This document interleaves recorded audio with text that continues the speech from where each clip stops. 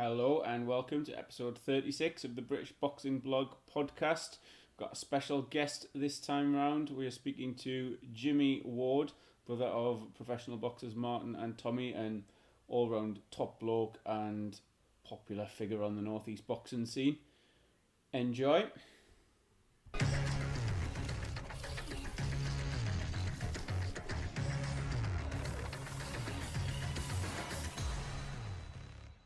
Thanks for joining us, mate. Pleasure as always. Do you want to start by telling us about the walk that you did alongside your brother Tommy in the PPE gear and for raising money for the NHS? How did that come about, Jimmy, and how well did you do with that?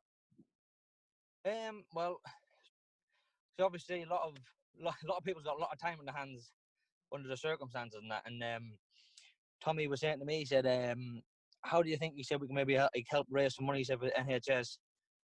Tommy was donating like some pizzas and stuff to the NHS. He donated some other bits and pieces to a few local charities, and he said, "I'd like to do something." He said, "Something that's a bit more active." I said, and how it came about. So we were chatting amongst ourselves, and I said, "So what would be a great idea?" I said, "Would be to replicate a shift at the hospital for like the doctors and nurses. What they do basically, they're on the feet for like 8, 10, 12 hours. Some of them a shift." So I said, roughly, it would take us somewhere between 8 and 10 hours at the walk. I said around about 30 miles. If we done a walk, I said if we done it in PPE gear, I said you can't like replicating a shift, what the doctors are doing. And the idea kind of came like because on September 11th, the firefighters, I know they dress up in their gear and they climb the Twin Towers. So that's how the idea came about and all that. So I thought it was a pretty good idea.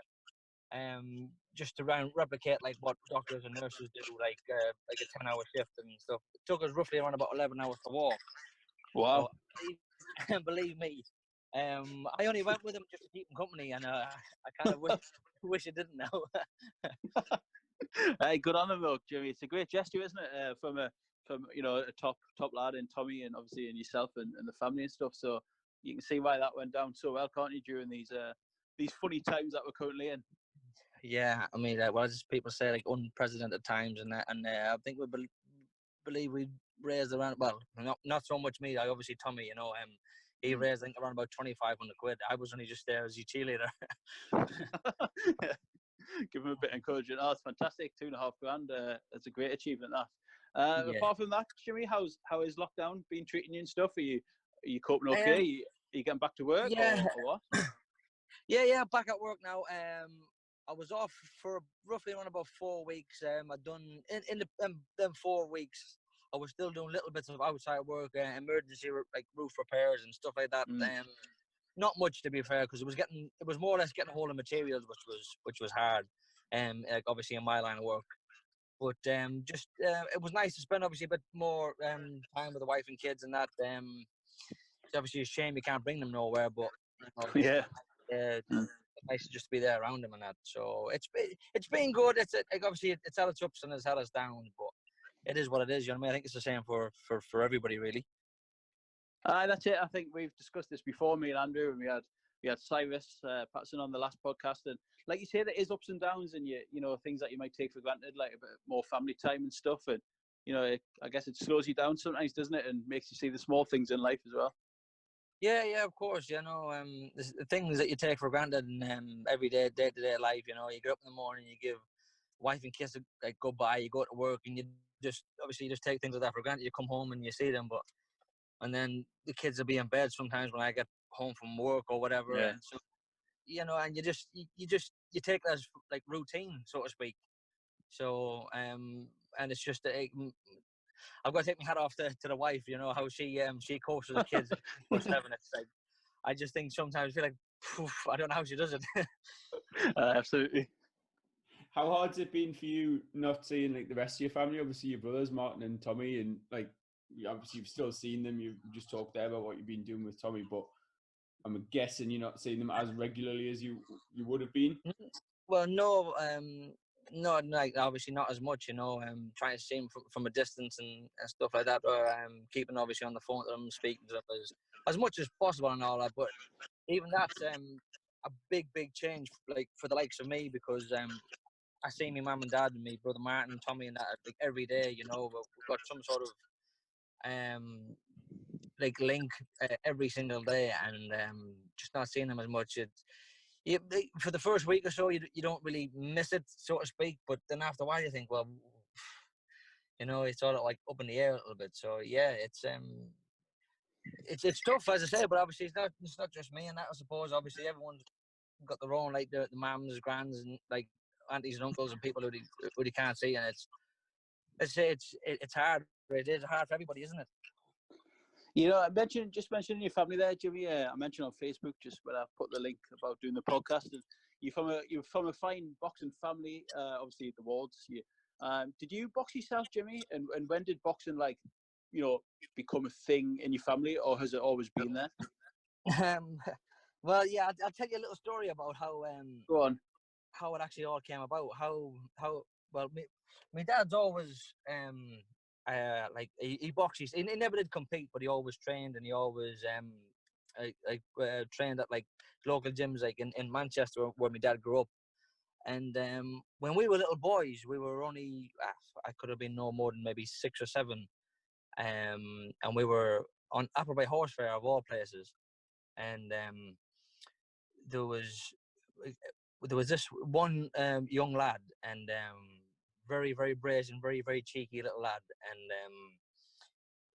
I can't exactly remember how it came about, but he started calling my mother a lot of like names and stuff, and he couldn't have been no more than 11, like 10 or 11 himself. My brother, round about my brother Martin's age, and my brother Martin and him end up like having a fight because of it all, and obviously yeah, that's is how it came about. I mean, Mum watched them have a fight for a couple of minutes before she separated them, and she seen that this young lad knew a little bit about boxing, like how he could put his hands up and stuff. And obviously, my brother Martin at the time was maybe 10, and he didn't really know what he was doing. So when Appleby was over the end of the summer, my mum put him into like a boxing gym, just basically for self-defense and self-discipline, little things like that. Never expecting in a million years that it would end up going as far as what it did. We started off at Spennymoor Leisure Centre. The gym was only on a couple of days a week, which obviously wasn't enough for any boxer, any amateur boxer. And then I think the funding got pulled from the Spennymoor Centre. Sorry, not the Spennymoor Centre, Sherburn Leisure Centre. And so we need to find another gym. My dad brought us then down to Berkeley ABC, where obviously we met Ronnie Rowe, like God rest his soul. Yeah, Graham definitely. Rutherford at the time was still competing, and one thing just led to another. Like Martin, he had 2 bouts for Sherburn, and then he went to Berkeley ABC with us, and then it was I can't remember if it was Ronnie Rowe or Graham Rutherford who got Martin to switch to southpaw stance. Right. And that was it, because of Martin's, he's a natural right-hander, so he and shouldn't really fight that for. You forget the career that Martin's had, don't you, Jimmy? Sometimes when I think Jimmy will. Whenever he hangs them up, whenever that may be, for good, you look back and you think, God, former world title challenger, British title challenger, like he's had a lot of good times, hasn't he? And he's carved out a good career for himself. Yeah, do you think?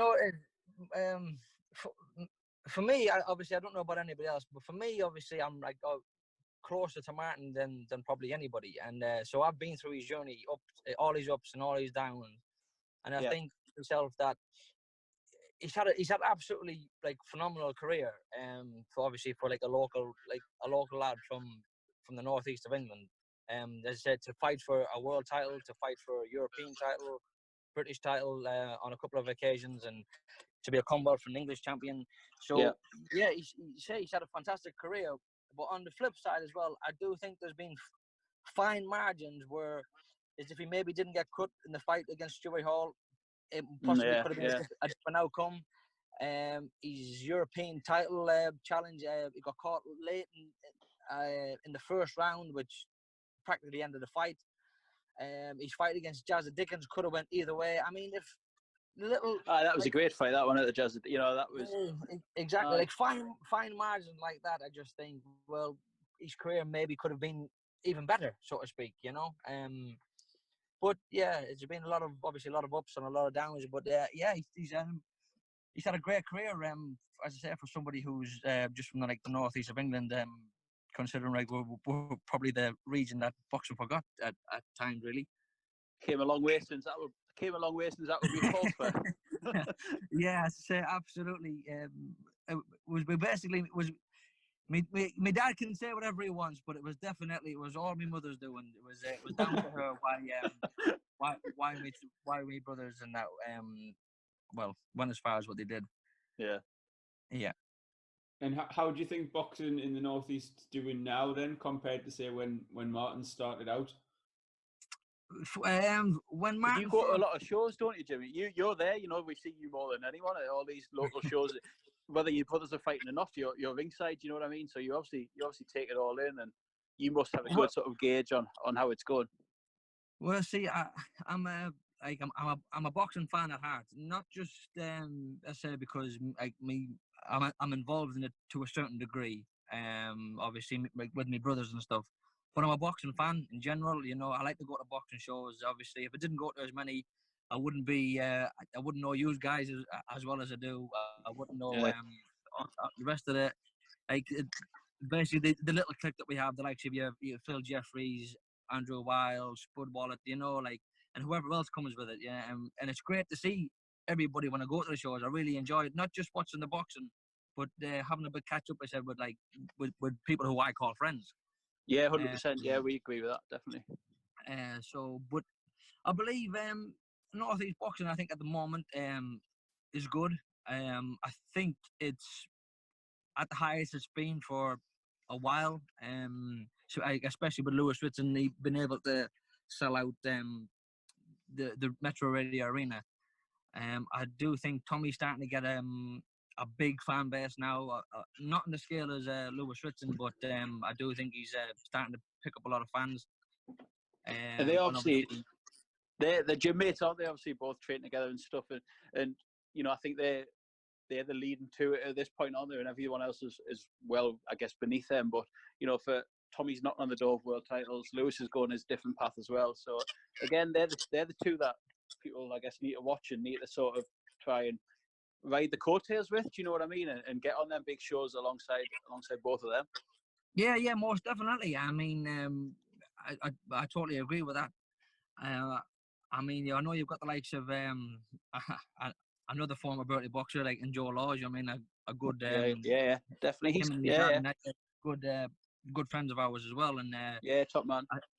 There's but I still obviously he's a long ways away from like where Tommy and Lewis is at the moment. There's not many at the moment in between, if you know what I mean. There's not many like British title like level, if you know what I'm saying. So I think Tommy and Lewis at the moment need to like keep on keeping the like flying the flag high for the Northeast, because a couple of defeats and I think Northeast boxing could be right back down like the pecking order in terms of like having big nights in the Northeast, especially for a few years until the likes of your prospects get up there. Yeah. If you understand what I mean. Yeah, definitely. I think the profile from what Lewis and Tommy are doing at the moment, the profile of Northeast boxing is as big as it's been in a while. But like you've just hit the nail on the head there. There's no middle ground. There's a few talented prospects coming up, but they need no pressure. They need Lewis and Tommy to stay at that level so they can maybe try and close the gap or get up that level. Well, yeah. Hopefully, fingers crossed. If which I believe they can. I believe Lewis and Tommy can go to the top. I do believe that they can keep on delivering for a long time. I think Tommy's only just turned 26. I think Lewis is 27, 28. So they're both fairly young lads, you know what I mean? So I believe they can fly the flag high for a long time. And then it does give the likes of your prospect, the likes of your Joe Laws, time to mature, time to develop, and then they'll have big fights of their own, and then in a year or two, we could have like a full scale of just Northeast fighters, like on a hopefully a Matchroom show or a Frank Warren show, like something that's gonna, have everybody in the northeast get behind obviously just northeast fighters. And it's fantastic to see fighters from other regions come to our region and perform, because you get to see them live, Yeah. you know. But I'm all about my own first, if you know what I mean. No, no. I'm all about the northeast first. And speaking of Tommy there, Jimmy, like, and you mentioned obviously Berkeley ABC, and Tommy was a fantastic amateur at the junior level. Like, at what point, as his brother, did you think, bloody hell, like, he's good at him? Like, at what point did you think, God, we're onto something here? Like, could you tell, was it instant with Tommy, or was it like that natural talent, or was it a slow burner, or what?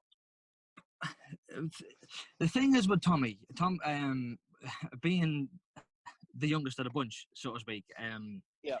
he's like, Tommy's developed through Martin. Like, Martin made mistakes in his career, whether it be amateur, whether it be pro, whether it be coming of age and not taking boxing as seriously once you get like a driving license and you find out what alcohol is and stuff like that there. I think every boxer at some point kind of goes through that transition from like boy to man, so to speak. And Tommy's had Martin's mistakes to learn from. So Tommy hasn't made as many mistakes through having Martin there to guide him, so to speak. And as much as Tommy's his own man, his own fighter now, he'll tell you himself that he has a lot to thank Martin for. But in terms of Tommy's talent, from a very, very young age, like, Tommy won his first 19 amateur bouts before he got beat. Wow. He won the schoolboys, and then he got to the final the following year, where he got beat of a lad called Thomas Beanie from West Ham in a very, very close fight. He got beat, I think it was 10-9, which we felt he deserved to get it, but hey, it's boxing. So yeah, Tommy's from a very, very young age. I think Tommy's always had like a little, you know, a little bit special, so to speak. I think so, anyways. And going a little bit further afield, away from the family, maybe even the northeast. Sorry. Who out there, like, in terms of boxers, is there that excites you or that you like watching as a fan? Are we talking in British boxing or whatever you want? Whatever you want. I'm a massive fan of Alexander Usyk. I think he's a heavyweight version of Vasily Lomachenko. I believe now he's moved up to the heavyweight division. I think he's going to dominate the heavyweight division, all barring Tyson Fury. I think Tyson Fury is the only one who gives him problems, just down to the fact is I think Tyson is in a class by himself at the moment. Yeah. I think Usyk gives every other heavyweight in the division nightmares. See, you're not one of these that thinks Chisora's got his got the match of him. No, definitely not. I think I don't get me wrong. I think Chisora is. I think he's a good fighter, but I don't think he's any more than a good fighter. You know, I don't believe he's a world-class fighter by any stretch of the imagination. Tyson Fury absolutely played with him in the second fight. Yeah. I think he's, without being disrespectful to anyone, because boxing's an ultra hard sport. Exactly. And fair play to Derek Chisora for it. But I do think he's a good fighter, but I don't think he's a world-class fighter. Sorry, go on. Sorry, yeah, I was going to rattle a couple more names off, but if you've got a question, go on. Yeah, no, go for it, mate. Go for it. No, obviously, really, really excited for just talk about obviously Errol Spence fighting Terence Crawford. That fight really, really excites me. I'm hoping that Errol Spence is still the same fighter even after his car crash, because I'm probably one of the few who thinks that Errol Spence has got the beating of Terence Crawford. That's a great fight, isn't it? That's a fantastic fight. That. Yeah. And don't when I say Errol Spence has got the beatings of him, I'm not saying it's going to be a cakewalk. I think it'll be an absolute great fight. But I do think that Errol Spence can take the win in that fight. Jimmy, you mentioned Tyson Fury there, and this is a bit of a general question, right? And obviously answer it the best way you can. But what do you think makes why why does the traveling background, the traveling community, produce so many like class fighters, generation after generation? Like, is it circumstances? Is it attitude? What is it that from that background do you think like just produces that conveyor belt of talent through the years? Um, It's a good question, to be fair, Bam. I Thanks. honestly don't really know.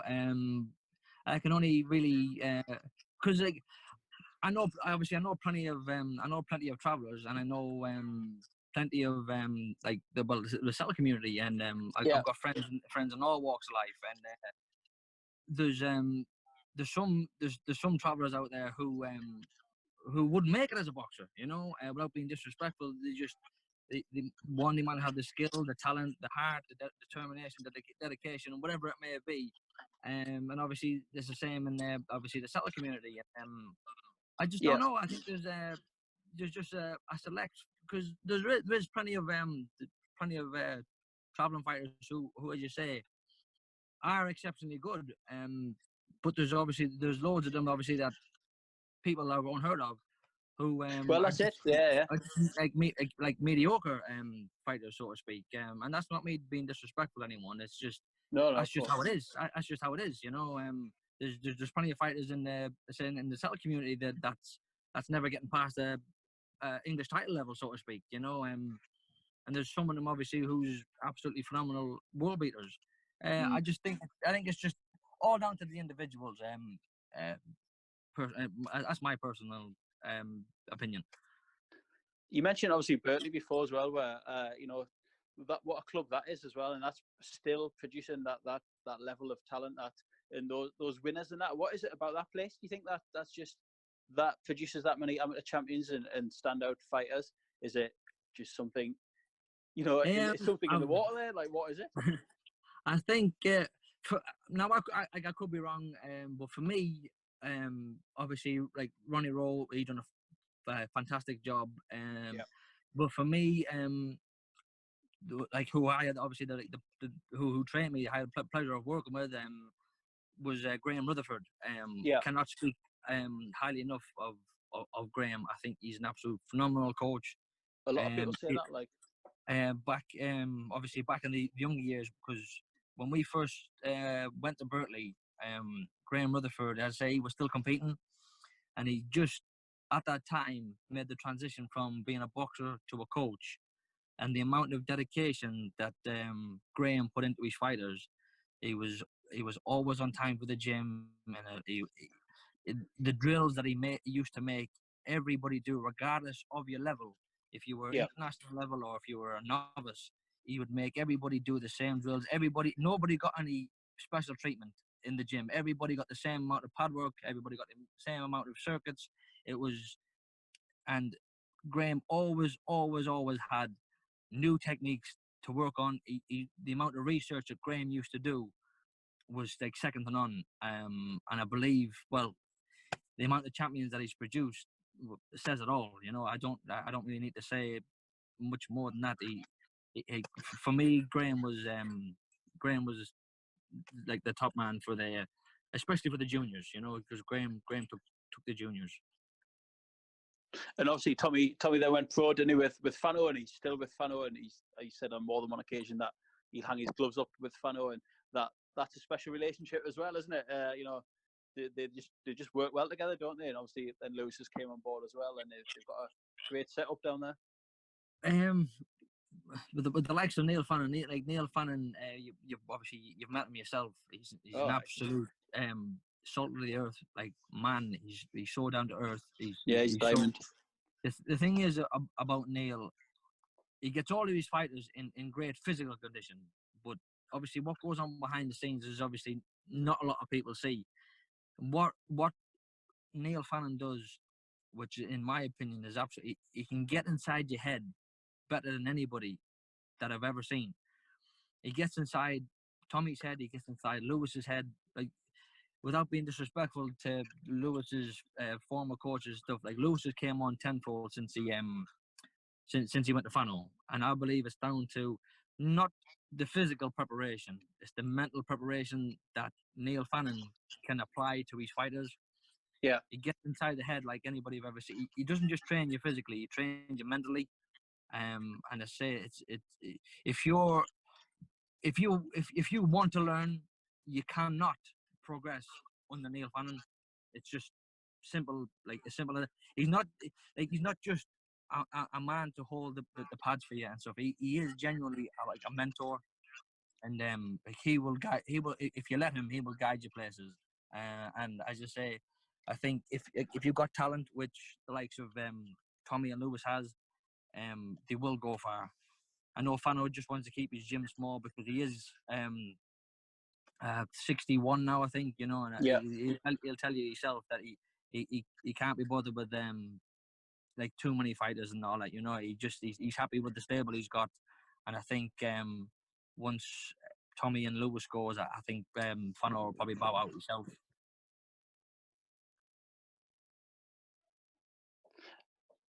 How, like, I know you're his brother, Jimmy, and you're about to be biased and stuff, but I guess, you know, I guess the breaks are on at the minute due to this lockdown and stuff, and Tommy was meant to have a fight coming up soon, but you must think that world title is achievable for Tommy, and that's ultimately where he'll end up. You obviously had that experience in America, which you know, that world title eliminator, which I'm guessing was an amazing experience watching your little brother fight over there as well.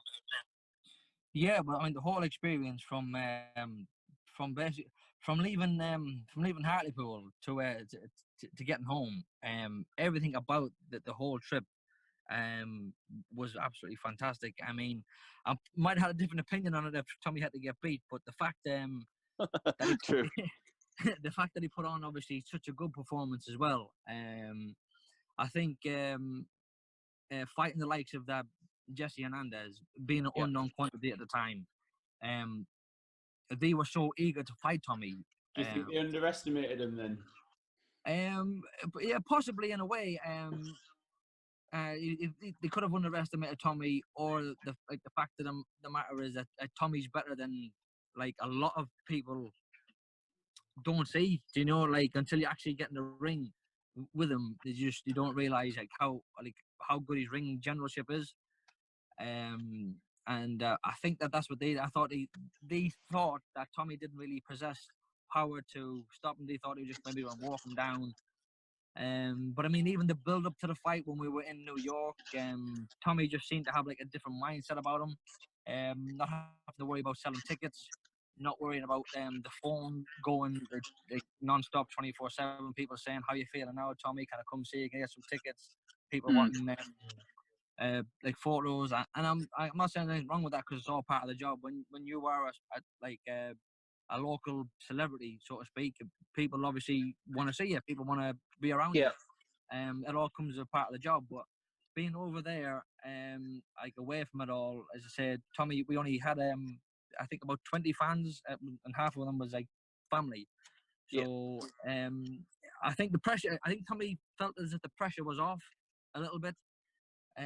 Which probably maybe added to his performance, if that makes any sense.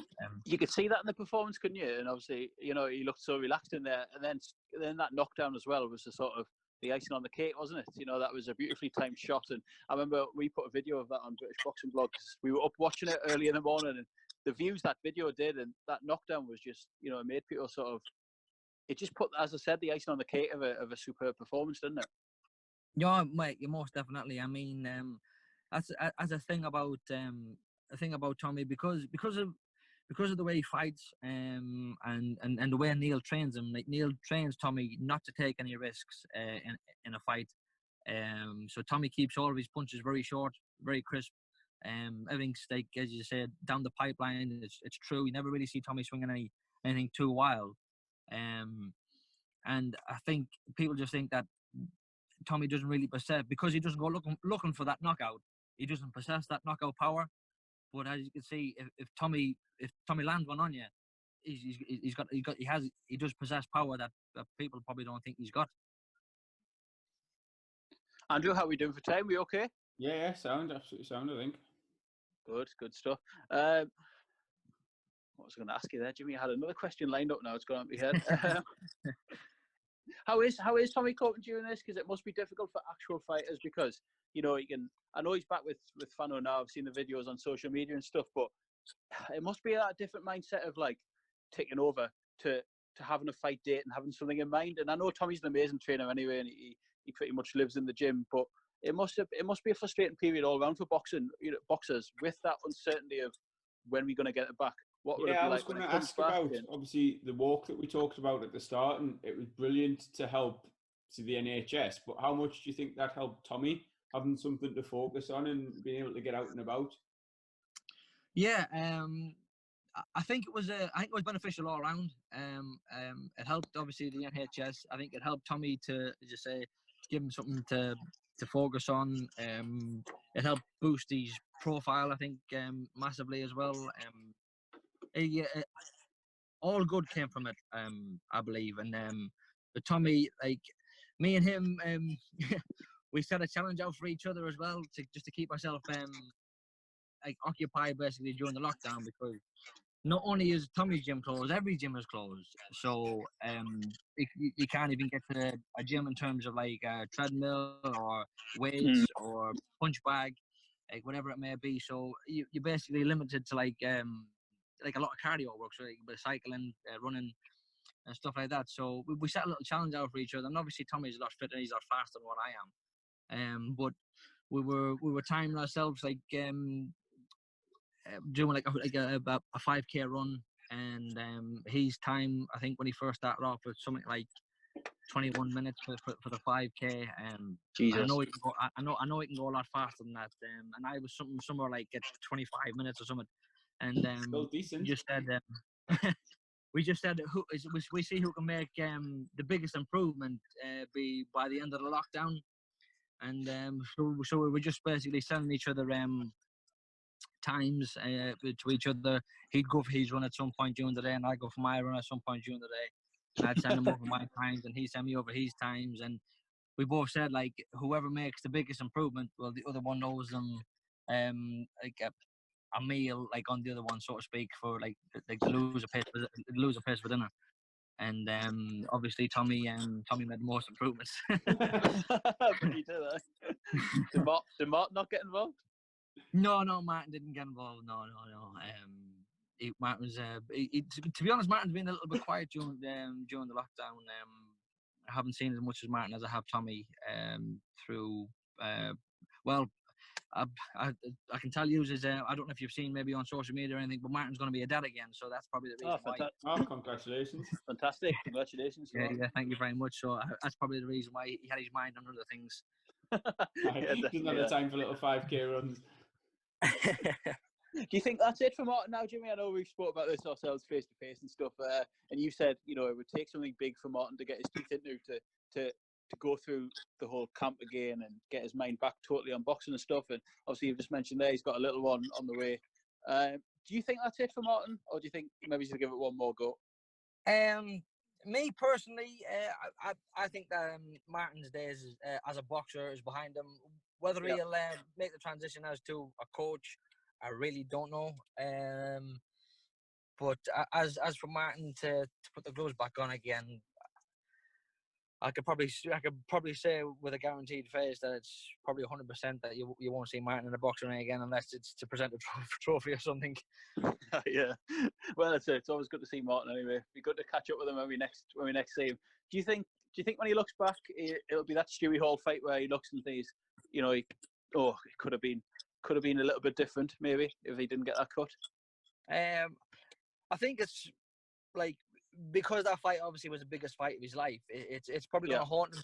It's probably going to haunt him for the rest of his life. So, I definitely think that's going to be the one that's going to stick in his mind the most. Like I said earlier, the Dickens fight, I think a lot of people probably thought it could have went either way. On a different night, he might have got the nod. That might have, who knows where that maybe would have took his career. Yeah, but I do think the Stewie Hall fight, because it was a fight basically that never happened, totally around them 30 seconds or whatever it lasted. It was you couldn't even have said, well, he was winning or he was winning, or I believe Martin won the first round. And maybe that's just coming from me, but I just thought he just outboxed Hall a little bit. But there was nothing in it. You know, you couldn't really say like Oman was winning the fight, but because it was basically nothing happened. Well, So we were yeah, there. it was just a shame because I mean, It was. It was two Northeast fighters fighting for a world title in the Northeast. It was never heard of before. It was the first time something like that happened, and I just think, even though we felt robbed, Stewie Hall he would have felt robbed.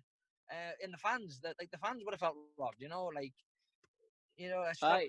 it's not the way anyone wants to like defend the title. You know, How obviously it come was that called never out. happened again?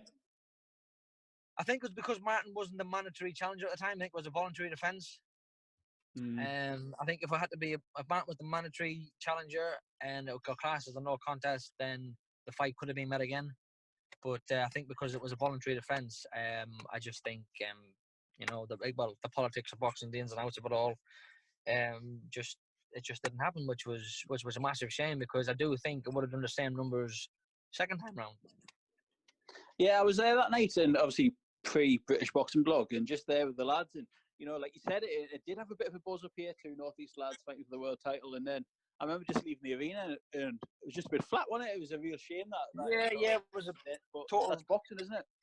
Total anti-climax, like the promotion, everything behind it. I mean, they had the billboard, like the banners and everything hanging from the Metro Red Arena at the time, and you don't really see that with other fighters. I just think with the magnitude of the fight for Northeast, it was phenomenal. Everything around the build up where they were at St James's Park, where the two of them walked out onto the pitch, and like the face off and stuff like that. It was just both fighters could sleep in their own bed. It was just like everything about it was phenomenal, and it was just such a shame was that it ended the way it did. But like you say, Jimmy, he's had a great career, and obviously Tommy's still going, and obviously Morland's still going. Tommy's on the hunt for world titles and stuff. So I think they both had a lot to be proud of, haven't they? So yeah, most definitely. Really. And I mean, me as a brother, like I'm super proud of the pair of them. They bring me more happiness than obviously I could begin to explain really, like through the boxing what they've done, like how proud they make me. So I can't believe how my mum and dad feels. Oh, absolutely, aye, yeah, you're right, aye. It's a good point. But like you say, they've took you to places like you've been abroad, you've been all over the shop with them, and up and down the country and stuff. And like you say, it must be, as a brother, it must be an amazing experience, sort of watching on and watching from ringside and just being proud of your brothers in there. Yeah, well, I mean, most definitely. Obviously, it's fantastic that I've had more good times than bad. Martin and Tommy, they won the vast majority of the fights. So it's always good to, like, if you do go somewhere down the country or abroad or wherever it may be, and you've come back like a winner, it makes it all so much like worthwhile. Where if you went and done all that hard training and to get beat, it's kind of like you think, well, what's it all for, type of thing. So we definitely had more good times than bad, and some of the people I've met through the boxing who I would have never have met if my brothers wasn't boxers, like you yourselves and everybody else involved in boxing. Like I've met friends who are classed as friends for life. So it's been absolutely phenomenal, and only more hopefully, fingers crossed, better times still to come. Yeah, plenty more to come when boxing eventually rolls around again. Yeah, definitely. Hopefully it's sooner rather than later. Exactly. And we appreciate the support as well, Jimmy. Obviously, you've helped us a lot during the years, and you come to our awards last year with Tommy and stuff. And it's like you say, you meet some amazing people through boxing. So we're grateful for the support yourselves and Tommy and that have given us as well. So it's brilliant. Well, that's what it's all about, As I said, like I said earlier on, I'm all about my own, like the Northeast, and that like I believe if you can help somebody, why not help them? I'd rather be someone's friend than someone's enemy, and like to meet like nice people, genuine people like yourself. It's the way forward. I don't hold grudges against anyone. I'm not envy of anyone, and I think if someone can succeed, then you can succeed yourself. So why wouldn't you want somebody to do better in life? So that's my outlook on life. So yeah, I mean, you boys has been fantastic, and as I say, if I can ever do anything to help you or try and support you in the future, just let me know. Thank you, mate. I appreciate that, and that's probably massively. it's probably a good time to wrap it up. Thanks for Yeah, that, Jimmy. I think That so. was Got a that's a tear great in my eye message. there. Aye. No worries, boys. But pleasure. Thanks for joining us, Jimmy. Yes, Again, thank you very much, Jimmy. we'll do Yeah, it no, again in the it's future. more It's been a about you pleasure. boys. You take care of yourself, all right? Cheers. You too. Thanks, God mate. bless. Bye bye. Nice Bye, one. mate. Bye-bye. Bye.